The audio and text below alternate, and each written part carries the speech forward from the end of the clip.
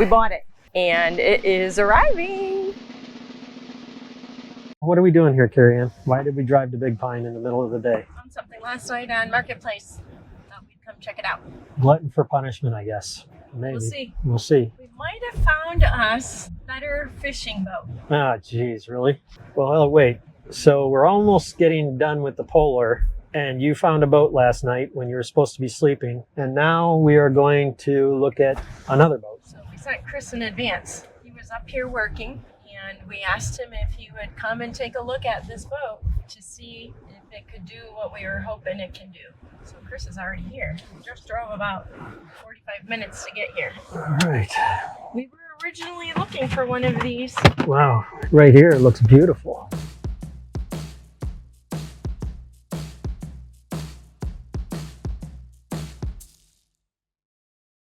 Oh yeah, nice. Wow, plenty of storage. Yeah, it's not the floor. The floor is solid. Yeah. Oh, must be for fires. What's that for? No? I wonder what that hole is for. Oh, be a good spot for a little. Something. Just had to pull. Oh yeah, sunning unit, tank. Okay, perfect. The only problem is, Chris, I wonder if the, I don't think the Yamaha thing will fit here. Nice little piece of starboard. Make anything work. Yeah. When can you do a sea trial, Jimmy? This afternoon. Can you do that, Chris? Today? Yeah. Okay. He lives right up down the road, so I'll probably just have him come back and do the sea trial. Cashier's check in his name and the rest in the cash. And then we get bill of sale for the boat and trailer. We get a registration for, yep. So it looks like Chris is going to do the sea trial on this tonight because he lives up here. And if everything's good, he's got all the stuff and got all the paperwork and they're going to take it out. I don't see any problems with it. In fact, he's going to stay and fix the trailer lights right now. So yeah, it looks like Carrie-Ann did it. And did you tell Chris to bring it down in a hurry so you could use it this weekend? Yeah, it is mini lobster season this weekend, but I don't know if I'll go out for that. No, that's crazy. I don't know that I'm ready for this yet. Yeah, that's mayhem.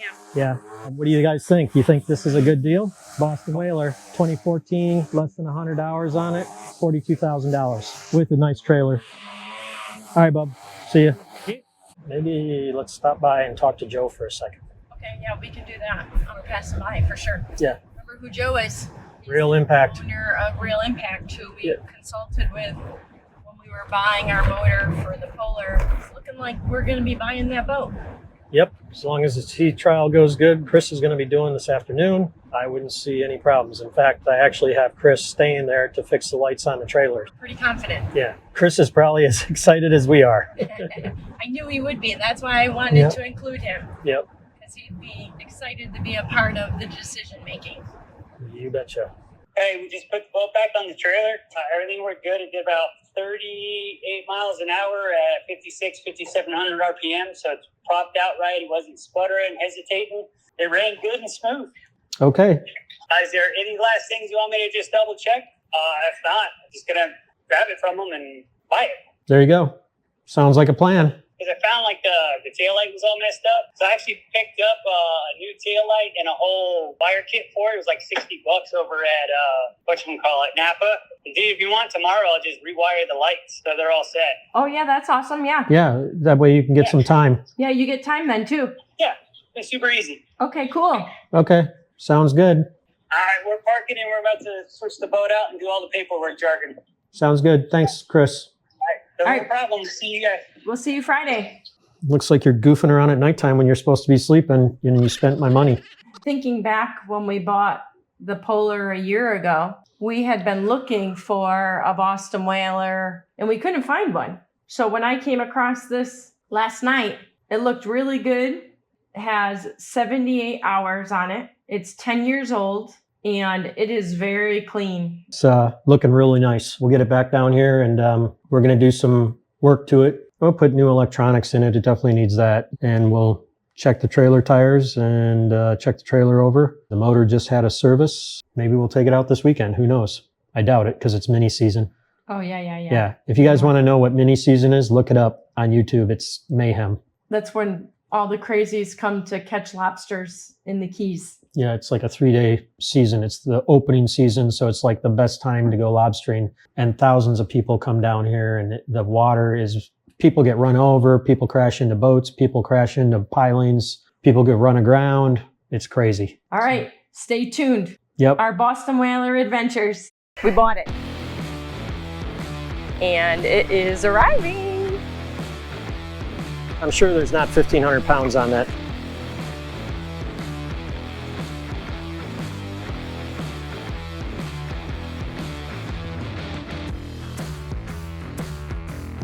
Going down to look at a newer Viking. Well, here's the story.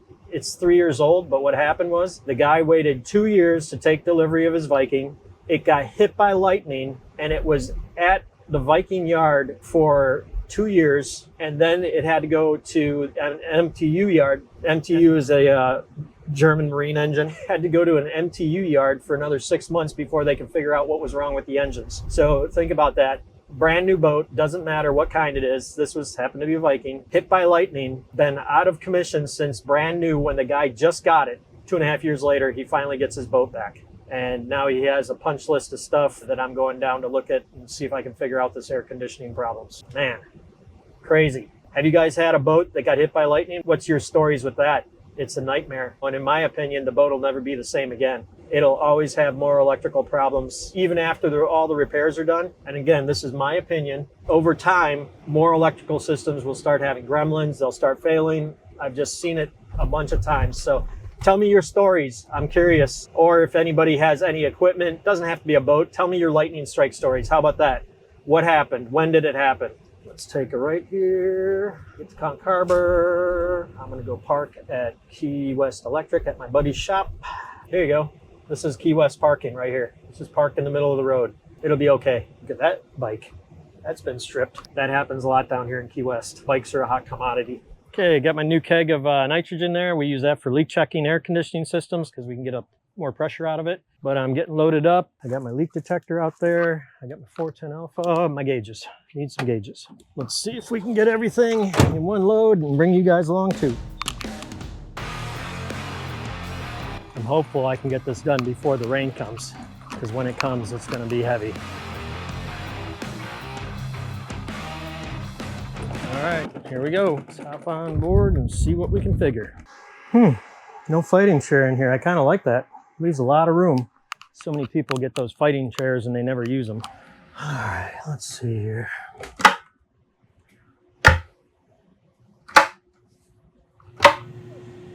That one's working. That one's working. Should be one more in here, and then we got to go check the ones outside. That one's working. I think there should be probably one up on the helm, I guess. Let's see, sometimes I put them in here. It's turned off. So that means the breaker must be off. All right, let's go see if we can find the breaker. Although I did just see an octoplex panel, so we might have to use that to turn it on. Helm AC. All right, let's go see. Okay, well, the fan's on. So it's a little low. So we got a leak somewhere or something. So I'm gonna see what we can find. Hang on a second, I'll be right back. There, now maybe I got it. There we go. Geez, so I know the helm AC is low. Let's turn on the mezzanine air now. Mezzanine air, here we go. All right, let's see. All right, well, it's blowing cold. Or, well, it's blowing right now. We'll wait and see if it blows cold. Even though it's not nearly as hot and cloudy out, or hot and sunny out today, it's still pretty dang warm, especially down in that engine room. Let's go down and find that one. This one probably won't be so easy to get to. Could be worse, could be one of those down there. This one should be easier to get to. That low pressure switch might be a little suspect right there. You're probably wondering why I just didn't bend that with my fingers back up. It's because there's line voltage going through there and I'm all wet and sweaty and don't really feel like getting lit up. Since I already know this one's low and I'm already hooked up to it, I'm gonna gas this up first. Got the air purged out of the line. My valve back up here. Remember, anything that starts with a 4, so R404, R410 alpha, R417, R407, R406, whatever, it all goes in as a liquid. So you got to put your keg upside down. And when you put it in, you can't put it in too fast because otherwise it gets too much liquid. And this is the low side, so it's all gas. All right, here's all the units. There was only one that was low. Sorry, my GoPro overheated for some reason. It shut down, but I'm back. And all the units are blowing cold to capacity, so I'm going to give the owner a call and chat with him for a minute. Okay, I just had a conversation with the owner. We're going to go ahead and close this up for now because he doesn't want me to tear into all that stuff underneath the eyebrow up there. We're just going to document that there's a leak, and if it continues to leak down, then we'll submit that to Viking, and we'll have to tear everything out underneath the eyebrow to do proper leak check down up there because can't really get in there. Here, I'll show you real quick. It's hard to get up in here. All the refrigeration lines are running up there and back there. This ductwork's in the way, the air compressor's in the way, the whole evaporator is kind of in the way itself. More stuff over there, and all these lines need to be checked. All the unions, any joints or anything in them, they all have to be checked. So let's shut that down. Okay, everything's back the way it's supposed to be up here. I'm going to turn off the breakers for those guys. Oh, wrong one. Mezzanine air conditioning, that's off, and then helm AC, that's off. All right. Everything's good there. Wow, what a beautiful boat though. I know it's a nightmare story with it took him 5 years to get it because of the lightning strike and everything, but man, I like it. I like that he has circuit breakers and not octaplex. Who knows what octaplex is? Tell me your thoughts on that. All right, let's go down here, get my junk out of here. I'm gonna snug down these caps just a little bit, make sure they don't want any leaks. Ooh, boy, it's stinky. Boy, that little bit of refrigerant gives you an instant sore throat. Let's get this load out of here. Get some fresh air too. That can't be good for you. All right, I did a good quality check. Everything's closed up and we are out of here. Go back to the shop, do some paperwork, send out some invoices. It's lunchtime, I'm getting hungry and I smell good food. So you guys see that sign? No electrical vehicle parking allowed in covered areas. They must be parked outside. That is due, Florida passed a law. People park in their EVs under their condos, under hotels and stuff. And then guess what happens? Oh, EVs are the greatest thing ever, except when they catch on fire and they burn the building down. So Florida actually passed a law now. That's what I heard on the news. You can see it there too. There's new signs up everywhere where they can't park the electric vehicles underneath. They have to be parked out here in the open in case they catch on fire. I know we've talked about them before. I don't think they're the greatest thing in the world. We flew into Vegas and we had to drive up to Cedar City, Utah. We saw 5 or 6 Teslas parked on the side of the road in the middle of the desert on the highway because they ran out of power. So here's my question. All these EV vehicles, especially down here in the Florida Keys, there's very limited charging options. If you own an EV in Key West and you have to hurricane evac out, what's your plan for charging your EV? Let me know what your thoughts are. Or even how are you going to evacuate with an EV? Yeah, well, that too. How are you going to evac with an EV? Hurricane evacuation goes down, traffic backs up for hours. I mean, people have a hard enough time when the gas stations run out of gas, much less an EV that only has 300-mile range or whatever, especially if you're running the air conditioning. It's even less probably. What do? I always have a hurricane plan. I have plenty of gas and I have plenty of diesel. And that is something else too. If you ever have to hurricane back and you have a diesel vehicle, you can pull up. Almost all the gas stations will be out of gasoline, but they always have diesel. In fact, that happened during Irma when we went up to see my aunt and uncle. We stayed with them. We would pull into a gas station because we had our big truck with just diesel, and we could get diesel all day long. And as soon as we would pull in, there'd be like cars would just be pouring in there looking for gasoline, and they're like, "Oh, they've got gas." I said, "No, but they've got diesel." So something to think about.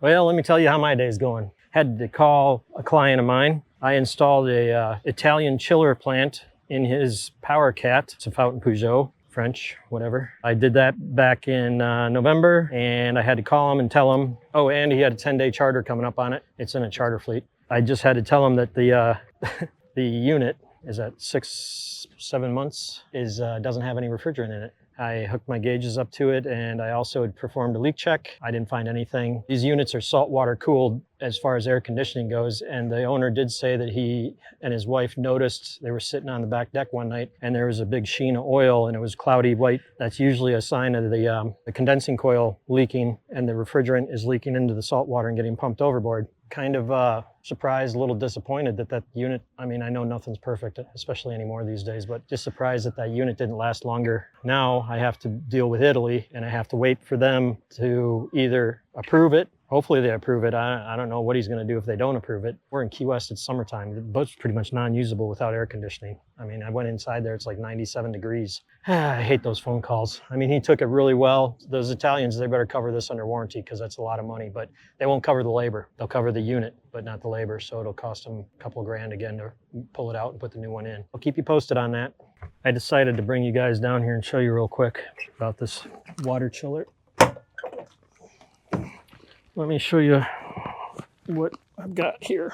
That guy right there is a water chiller, and they use chilled water to cool down the boat for it's just a form of air conditioning. I replaced that about 6-7 months ago. This new one, which costs approximately $25,000, is empty, doesn't have any refrigerant in it.